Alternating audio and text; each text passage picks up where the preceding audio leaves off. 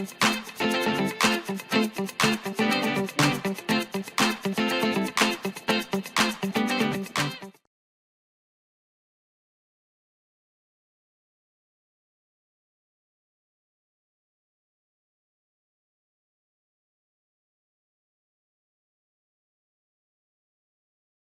Welcome all, कैसे हैं आप लोग? बढ़िया। आज मैं बात करने वाला हूं अबाउट सप्लाई। सप्लाई हमारा एक नया चैप्टर है, समथिंग रिलेटेड टू डिमांड है। हम डिमांड के बारे में पढ़ चुके हैं। हम ये जानते हैं कि जब कोई कंज्यूमर किसी चीज की इच्छा जाहिर करता है पाने के लिए, तो कोई तो होगा जो उसे दे रहा होगा। क्या दे रहा होगा? प्रोडक्ट या कमोडिटी की बात कर रहे हैं। और जब आप कमोडिटी की बात करते हैं तो क्या हो, जब आप किसी प्रोडक्ट या कमोडिटी की बात करते हैं तो क्या होता है? क्या होता है ये है सर, डिमांड कर रहा है कोई तो हम सप्लाई देंगे। अब हम बात करेंगे नॉट एज अ कंज्यूमर, अब हम बात करेंगे एज अ प्रोड्यूसर। मेरी बात समझ आई कि नहीं? अगर नहीं आई है तो दोबारा सुनिएगा। मैंने कहा कि मैं जब बात कर रहा था डिमांड कर्व की, तब मैं बात कर रहा था डिमांड की बात करिए, कर्व को एक बार हटा दीजिए। डिमांड के बारे में जब बात कर रहा था तब मैं उपभोक्ता के रूप में था, कंज्यूमर के रूप में था। मैं बाय करने के लिए कर रहा था, मतलब खरीदने के लिए डिमांड कर रहा था। अब जब सप्लाई की बात कर रहे हैं तब मैं सप्लाई के रेफरेंस में बात करूंगा। सप्लाई का रेफरेंस जब आता है तब हम बात कर रहे होते हैं अबाउट प्रोड्यूसर की, जो सप्लाई देगा, प्रोडक्शन करेगा। समझ गए बात को? बहुत बढ़िया। चैप्टर का नाम है थ्योरी ऑफ सप्लाई। क्या क्या चीजें हमें इसमें पढ़नी है? पहला, क्या क्या चीजें हमें इसमें पढ़ना है? पहला, कॉन्सेप्ट ऑफ सप्लाई दिख रहा है। दूसरा दिख रहा है सर सप्लाई शेड्यूल दिख रहा है। फिर सप्लाई कर्व दिख रहा है। और भी कुछ है? हाँ सर, सप्लाई फंक्शन है, सप्लाई लॉ ऑफ सप्लाई की भी बात करेंगे। अच्छा सर, क्या ये लॉ ऑफ डिमांड से कुछ मैच करेगा? बिल्कुल करेगा, बट जस्ट अपोजिट बात करेंगे हम लोग। कुछ नई बात होगी, पर वो बातें जो नहीं होंगी कुछ पुरानी बातों से मेल खाती हुई दिखाई देगी। तो सबसे बड़ा पॉइंट जो मैं बोलना चाहूंगा, ये अभी से नोट कर लीजिए कि जब भी आप सप्लाई पढ़ेंगे, डिमांड को भूल जाइए, कंज्यूमर को भूल जाइए। सप्लाई, प्रोडक्शन और प्रोड्यूसर कौन है, क्यों है, किस लिए है, काम कैसे करता है, सिर्फ इस बारे में बात होगी। ठीक है बच्चों? और सबसे इंपॉर्टेंट पॉइंट जो यूजुअली बच्चे करते क्या है, आप जब सप्लाई पढ़ते हैं तो ऑलवेज डिमांड की चीजों को लाके इसमें घुसा देते हैं। कंफ्यूजन क्रिएट होता है, फिर बोलते हैं सर सप्लाई समझ नहीं आती है। जब हम पूछेंगे व्हाट इज सप्लाई, आप डिमांड को उठा लेंगे। हम पूछेंगे लॉ ऑफ सप्लाई, डिमांड को उठा लेंगे। तो ये चीजें मिसमैच होती हैं और इसकी वजह से कंफ्यूजन जो क्रिएट होती है, पूरा थ्योरी गलत कर देगा। लगभग सब कुछ सेम ही है, वे अलग है, तरीका अलग है सप्लाई का डिमांड से। ठीक है बच्चों, बढ़ रहे हैं हम आगे। चैप्टर के नाम आपको दिख चुके हैं। हम आगे सीधा बढ़ते हैं अपने पॉइंट्स को कवर करते हुए।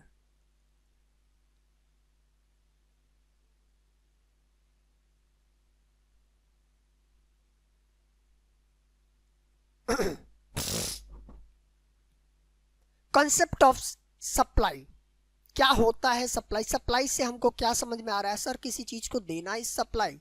हम कोई चीज किसी को दे रहे हैं बेचने के पर्पज से, वो सप्लाई है। या खाने के पर्पज से दे रहे हैं, कंजम्पशन पर्पज से दे रहे हैं, तो भी सप्लाई है देखा जाए। Supply of a commodity refers to a schedule. अच्छा शेड्यूल, हाँ याद आ रहा है, हम लोगों ने डिमांड वाले चैप्टर में कुछ बनाया था, शेड्यूल टाइप, टेबल टाइप। बिल्कुल, आगे बढ़े। और table showing various quantities of a commodity that producer are willing to sell at different possible prices of a commodity at a given period of time. Important चीज, जब आप supply की बात करें तो ध्यान रखिए कि पहला जो प्रोड्यूसर के बारे में बात हो रही है और इसकी विलिंगनेस के बारे में बात हो रही है। और अगर ये विलिंग है तो सेल करने के लिए होगा, और ये सेल किस चीज का करेगा? प्रोडक्ट का करेगा। एट डिफरेंट प्राइस होगा, और साथ में at particular period of time, particular time के बारे में बात होगा। ये मोस्ट इंपॉर्टेंट थिंग है, क्योंकि जब प्रोड्यूसर की विलिंगनेस के बारे में बात कर रहे हैं, इसका मतलब आप डिमांड को भूल चुके हैं। आप कंज्यूमर के बारे में बात नहीं करेंगे। कंज्यूमर को महंगा पड़ता है तो पड़े, हम प्रोड्यूसर हैं, हमें मतलब है हमारे सप्लाई से, हमें मतलब है हमारे प्रॉफिट से। तो हम उसी के बारे में देखेंगे कि प्रॉफिट आएगा या नहीं आएगा। प्राइस कमोडिटी की कितनी रखनी है ये मैं डिसाइड करूंगा, कंज्यूमर को रखो साइड में कर दो 2 मिनट के लिए, ठीक है। तो सप्लाई पे दो चीजें आई कि सर सप्लाई और क्वांटिटी सप्लाई में क्या डिफरेंस है। एज इट इज डिमांड में भी यही चीज आई थी कि डिमांड क्या होता है और क्वांटिटी डिमांडेड क्या होता है, डिफरेंस था। यहां भी वही डिफरेंस है, ऐसा ही कुछ है, वही नहीं वैसा ही कुछ यहां भी है, तरीका वही है, बातें भी वही है। नहीं सर बातें अलग है, तरीका भले वही है, रास्ता एक है, जाने वाले लोग अलग अलग हैं। अच्छा पहले सप्लाई को देखते हैं। जब सप्लाई की बात करते हैं, it refers to the entire schedule showing a various quantities of the commodity offered to sell at different possible prices. अच्छा ये सीधी सीधी बात बोले कि सप्लाई कह रहा है कि जितनी पॉसिबल क्वांटिटीज हैं एट डिफरेंट प्राइसेस पे बेचने के लिए तैयार हैं एक पर्टिकुलर पीरियड ऑफ टाइम के लिए, उसको हम लोग क्या कहते हैं, सप्लाई कहते हैं। बट जब आप क्वांटिटी सप्लाइड की बात करते हैं तो पर्टिकुलर क्वांटिटी की बात कर रहे हैं। देखा जाए specific amount offered for sale at specific price, मतलब पर्टिकुलर प्राइस होगा। अगर पर्टिकुलर प्राइस है, पर्टिकुलर कमोडिटी है, पर्टिकुलर पीरियड ऑफ टाइम है, तो किस पर्पस के लिए होगा, सेल के लिए ही तो होगा। देखो ना सिंपल डेफिनेशन को कैसे हम लोगों ने तोड़ा और खत्म करके एक छोटा सा समरी बना लिया कि ये पूरे डेफिनेशन में कहना क्या चाहता है। हम लोगों ने ना डेफिनेशन को इलेबोरेट किया, ना ही इसको बहुत बड़ा लिखने की कोशिश की, बात तो एक ही हो गई, इलेबोरेट और बड़ा करना एक ही बात है। मतलब कुल मिला के बात यह है कंफ्यूजन क्रिएट नहीं करनी, खासकर डिमांड को लेके। मैं बार बार एक ही चीज बोलूंगा कि डिमांड को यहां मत लाना, भूल जाइए कि आपने डिमांड पढ़ा है, आप सिर्फ सप्लाई के बारे में पढ़ रहे हैं। वैसे भूल मत जाइएगा, पेपर में आ जाएगा। आगे बढ़े।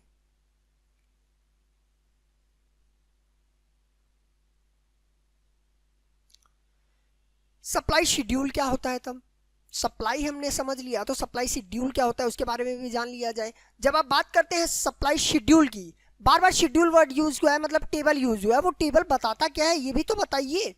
वो बताता है कि various quantities of a commodity है, एक कमोडिटी की बार बार खरीदने वाली जो बेचने वाली बात करिए, एक क्वांटिटी को कितने बार बेचा गया है उसी के बारे में जब बात करेंगे तो सप्लाई होगा, ये हमें तो पता है।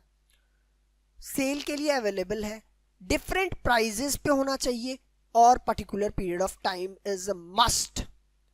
मतलब जब एक क्वांटिटी को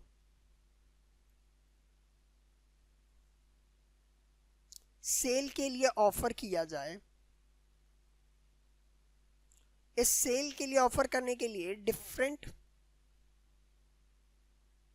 प्राइजेस हो तो उसको क्या कहेंगे, इन टेबल शो होगा तो क्या कहोगे इसको, शेड्यूल। शॉर्ट कर दिया। आप इसी तरह हर डेफिनेशन को छोटे से लैंग्वेज में ट्रांसफर करिए अपनी लैंग्वेज में कि आप अपने आप को किस तरह बेहतर सिखा सकते हो, ठीक है।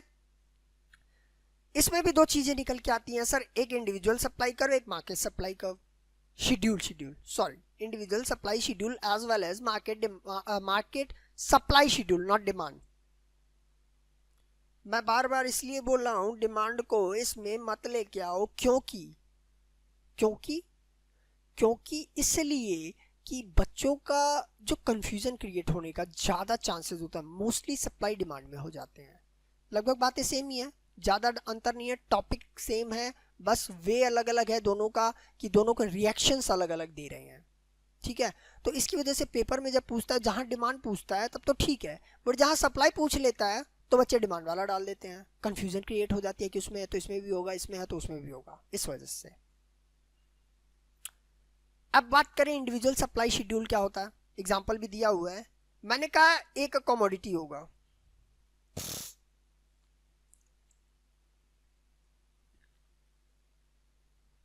एक ही कमोडिटी की बात करेंगे पहली चीज, इंडिविजुअल है भाई, इंडिविजुअल किसी कमोडिटी की सप्लाई की बात कर रहा है, डिफरेंट पॉसिबल रेट्स की। तो रेट तो अलग अलग है, कभी 5 रुपए, कभी 10 रुपए, कभी 15 रुपए, कभी 20 रुपए। इस 5 रुपए पे हम 0 यूनिट देते थे, देते ही नहीं थे। फिर 10 यूनिट दिए, फिर 20 यूनिट दिए, फिर 30 यूनिट दिए, और इसी को क्या कहते हैं? Supply schedule, also individual supply schedule.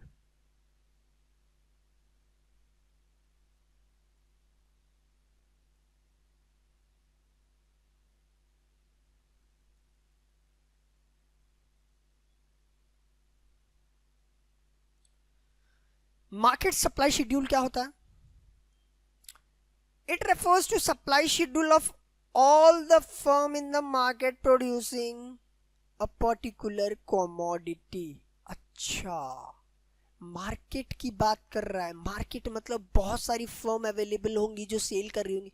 मेरी अकेले की दुकान तो होगी नहीं, बहुत सारे ऐसे लोग होंगे जो वहां बेच रहे होंगे। अगर सारे लोग इकट्ठा करके बेच रहे हैं, इसका मतलब डिमांड भी उसी हिसाब से चेंज होगा, सप्लाई उसी हिसाब से चेंज होगा। अगेन मिस्टेकन, सप्लाई उसी हिसाब से होगा जिस हिसाब से मार्केट में जितने सेलर्स अवेलेबल होंगे। तो जब मार्केट सप्लाई शेड्यूल बनेगा, इसका मतलब बहुत सारे सेलर सेम कमोडिटी को अलग अलग रेट पे बेच रहे हैं। देखे कैसे? Sum total of all the firm producing a particular commodity is called industry. अच्छा, ये इंपॉर्टेंट चीज है। कैसे? मैंने कहा एक कमोडिटी थी गुड वन, या मैं इसको नाम दे दूं टी। फर्म ए था, फर्म बी था, फर्म सी था। इन तीनों ने फिक्स्ड है, प्राइस थी इसकी जो 5 रुपए मान लेता हूं। ये बेचता था 5 यूनिट, ये बेचता था 10 यूनिट, ये बेचता था 15 यूनिट। टोटल कितना मार्केट में कितना गया? अगर ज्यादा लग रहा है तो इसको नॉर्मल कर लो।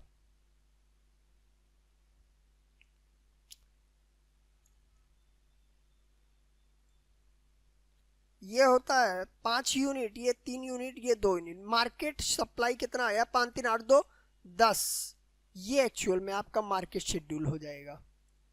Thus, market supply schedule refers to the supply of schedule of the industry as a whole. ये जब बात करता है तो पूरी इंडस्ट्री की बात करता है, इकट्ठा लेके चलता है। फॉर एग्जाम्पल इसने दिया है, प्राइस ऑफ आइसक्रीम गिवन है। एक आइसक्रीम की प्राइस गिवन है कितनी? 5 रुपए। इस 5 रुपए पे फर्म ए वो 0 यूनिट देता था, फर्म बी वो भी 0 यूनिट देता था। एज वेल एज जब हम बात करें मार्केट में, तो मार्केट में तो बिक ही नहीं रहा 5 रुपए पे कुछ, दोनों ने कुछ नहीं दिया। जब इसी आइसक्रीम की प्राइस 10 रुपए हुई, अच्छा तो इससे हुआ क्या? 10 सप्लाई में ए फर्म दे रहा है और 5 बी फर्म दे रहा है। टोटल मार्केट में कितना बिक रहा है? टोटल मार्केट में 15 बिक रहा है सर। ऐसे ही 15 20 रहा और 10, तो ये कितना बिका? 20 + 10 = 30 मार्केट सप्लाई। जब 20 रुपए प्राइस हो गई आइसक्रीम की, तब 30 यूनिट ए फर्म दे रहा था और 20 यूनिट बी फर्म दे रहा था। टोटल मार्केट सप्लाई शेड्यूल में कितना आया? 30 + 20 = 50। आया समझ? एक चीज समझने वाली ये दिखी हमें कि जब भी हम सप्लाई की बात कर रहे हैं, यहां देख रहे हैं सर, जब प्राइस बढ़ रही है तो सप्लाई भी बढ़ रहा है। डिमांड में इसका कुछ अपोजिट था। बिल्कुल यही लॉ ऑफ सप्लाई भी है जो आगे हम पढ़ने वाले हैं। ये कहता है कि जैसे जैसे प्राइस बढ़ेगा, किसी कमोडिटी का प्राइस बढ़ता चला जाएगा, जो सप्लाई होगा वो भी बढ़ता चला जाएगा। इसका सिंपल सा रीजन ये है बच्चा कि जब आप सेलर के तौर पे खुद को देखेंगे, जब हम डिमांड पढ़ रहे थे तो एज अ कंज्यूमर हम सोच रहे थे कि हम अपना फायदा सोचेंगे कि उसको सेलर को पैसा देंगे। बट अब सेलर के तौर पे सोच रहे हैं, आप सेलर हैं, आप सप्लाई कर रहे हैं, आप प्रोडक्शन कर रहे हैं, तो प्रॉफिट तो देखेंगे। तो अगर प्राइस बढ़ेगी तभी हम देंगे, नहीं बढ़ेगी तो नहीं देंगे। सेम उसी वे में देखा जाए तो प्राइस जब जब बढ़ेगी, डिमांड फॉर अ कमोडिटी तब तब बढ़ती चली जाएगी। अच्छा, individual supply schedule and market supply schedule का थोड़ा सा थ्योरी भी देख लिया जाए डिफाइन करते हुए। इंडिविजुअल सप्लाई शेड्यूल और इंडिविजुअल सप्लाई भी कहते हैं इसको, ये भी एक नया बात पता चला कि इंडिविजुअल सप्लाई शेड्यूल को इंडिविजुअल सप्लाई भी कहा जाता है। ये होता है एक टेबल जो क्या शो करता है, amount of the commodity that an individual firm in the market are willing to sell different possible prices. मतलब एक कमोडिटी, वन कमोडिटी, और इसको सेल कौन कर रहा है, इंडिविजुअल फर्म।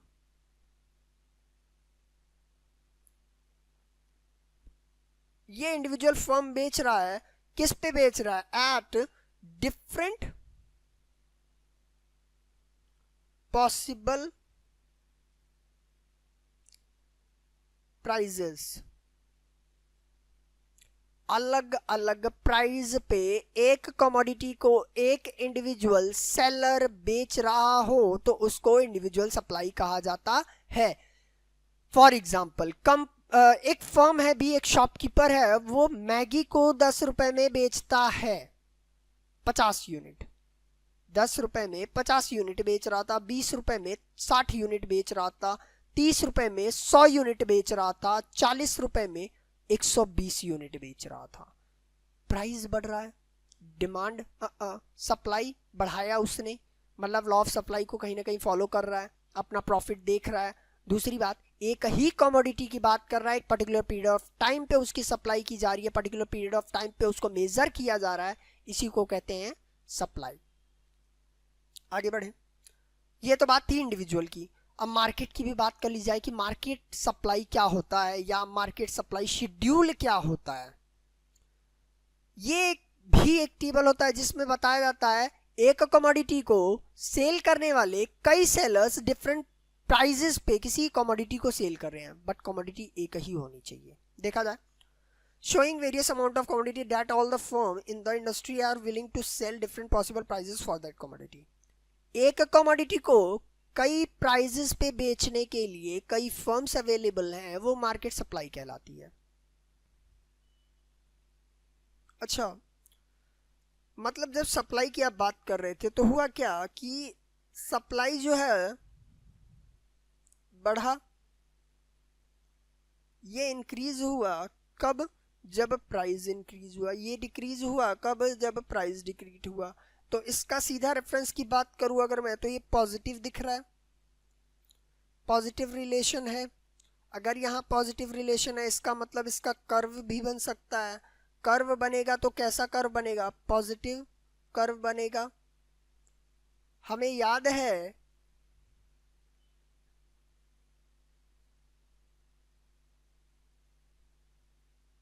क्या, याद है जो डिमांड में हम कर्व बना रहे थे वो निगेटिव हो रहा था, इनवर्स रिलेशन वाला, तो यहाँ पॉजिटिव रिलेशन वाला होगा।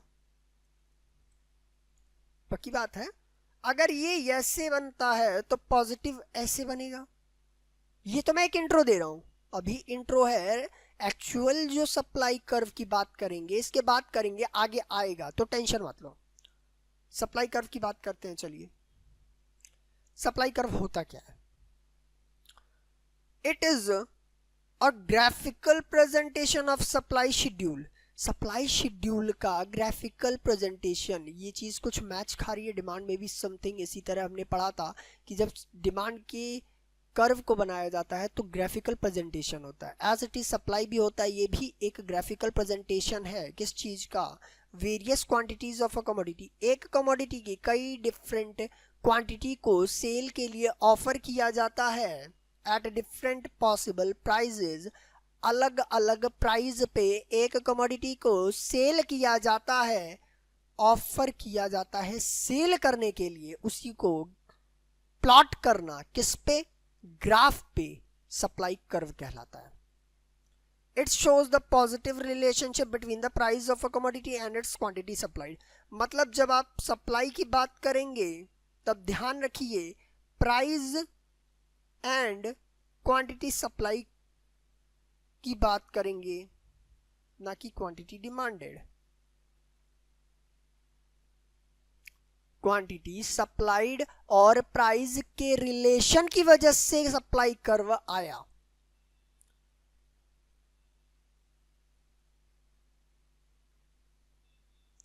दो चीजें आई, इंडिविजुअल सप्लाई कर्व, बार बार चला आ रहा है इंडिविजुअल मार्केट, तो देख लिया जाए।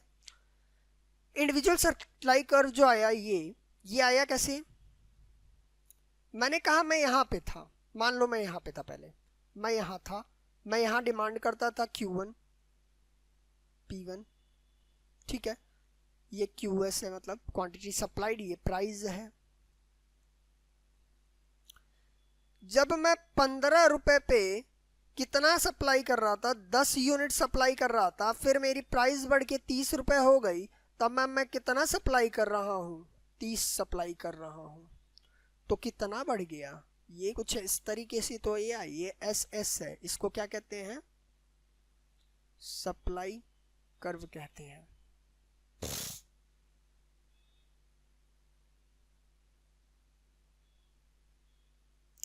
तो मार्केट सप्लाई कर्व कैसे आया वो भी देख लिया जाए। हमको पता है 1 यूनिट 2 यूनिट मतलब फर्म 1 और फर्म 2, इन दोनों को जब ऐड करेंगे तब मार्केट आएगा।